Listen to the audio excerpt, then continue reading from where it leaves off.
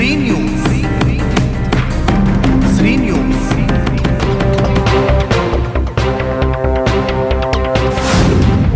Shri news. మీ news.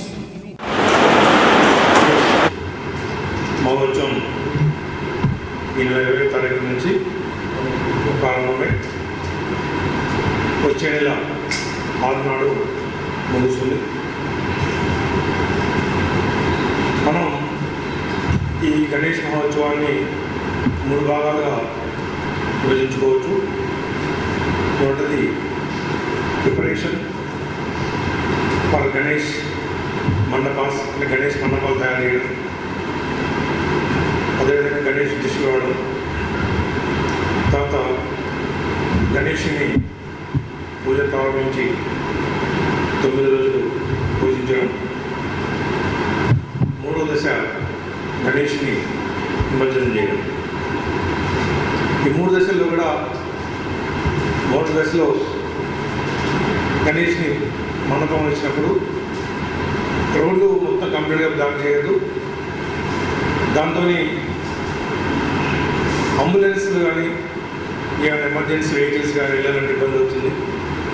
గతంలో ఇక్కడ కాదు, వేరే ప్రదేశాల్లో గణేష్ నిర్వాహకులు మండపాన్ని వేసే రోడ్ బ్లాక్ చేస్తే ఆ నిర్వహణ యొక్క తండ్రి గారికి హార్ట్ అటాక్ వచ్చింది. అంబులెన్స్ వెళ్ళే పరిస్థితి లేదు. మా విజ్ఞప్తి ఒకటి, మినిమం అంబులెన్స్ అటువంటి ఉండాలి.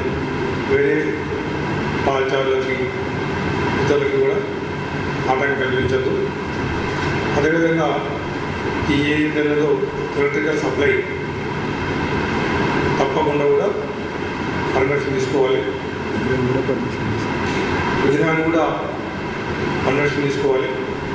అది అందరూ కూడా ఆన్లైన్లో లింక్ పంపించడం జరుగుతుంది. ఆల్రెడీ మనం పంపిస్తున్నాం. ఆ లింక్లో ఆన్లైన్లో మీరు అప్లై చేసుకోవచ్చు. దాని ఉపయోగం ఏంటంటే ఆ యొక్క విగ్రహాన్ని మా సిబ్బంది వచ్చి జియోటెక్ చేస్తారు, ప్రతిరోజు తనిఖీ చేస్తారు. ఎప్పుడు నిమజ్జనం అవుతుంది, ఏ రూట్ వెళ్తుంది, దానికి నిఘా ఉంటుంది, చెక్ చేస్తారు.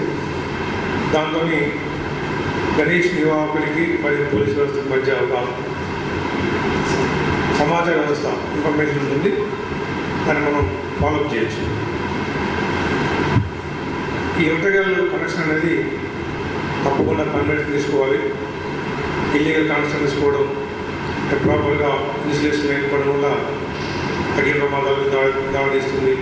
అదేవిధంగా షార్ట్ సర్క్యూట్ అయ్యే అవకాశం ఉంటుంది.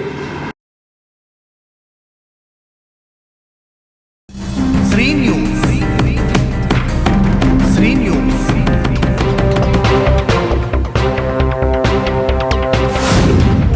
శ్రీ న్యూస్.